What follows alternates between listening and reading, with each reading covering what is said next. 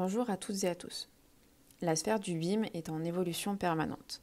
Il convient à tout professionnel du domaine de maintenir une veille technologique et de se tenir en permanence au courant de l'actualité. À travers cette vidéo, je vous propose de faire un focus sur l'histoire de l'IFC et son avenir prometteur.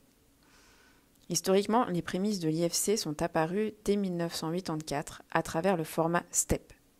STEP signifie Standard for the Exchange of Product Model. C'est un format de fichier répandu et orienté pour les industriels, dont le secteur de l'aéronautique, l'automobile, pour l'usinage, le moulage, l'emboutissage, découpage de produits finis ou composants. Il permet la représentation et l'échange de données de produits manufacturés. Il offre aussi la possibilité d'intégrer les processus de conception, de développement, de réalisation et de maintenance, autrement dit son cycle de vie. La description de ce format résonne de manière saisissante avec les besoins du secteur du bâtiment et des infrastructures. L'IFC est l'évolution de ce langage adapté au secteur du bâtiment. C'est un standard né en 1997 à l'initiative de l'Association International Alliance for Interoperability, renommée depuis Building Smart. L'IFC a subi de nombreuses évolutions au fil du temps.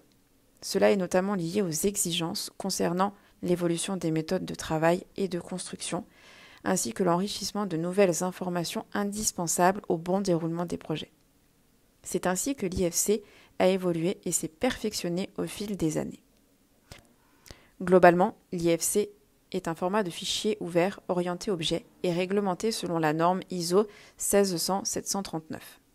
Cette norme spécifie un modèle conceptuel de structuration et d'organisation de la donnée, ainsi qu'un format d'échange interopérable, collaboratif et ouvert. De nos jours, le format IFC le plus répandu est l'IFC 2x3. Depuis, l'IFC 4 est opérationnel. Il est l'évolution de l'IFC 2x3. Il apporte une meilleure souplesse pour les projets d'infrastructure, c'est-à-dire la construction de ponts, de chemins de fer, de tunnels, etc. Si vous optez pour cette version d'IFC, il faudra veiller à ce que tous les logiciels tolèrent ce format, y compris ceux qui sont utilisés lors de l'exploitation du bâtiment. L'IFC va encore évoluer. L'association Building Smart y travaille activement dans le but de rendre le secteur de la construction toujours plus performant, plus fluide et toujours plus interopérable. Merci à tous pour votre attention.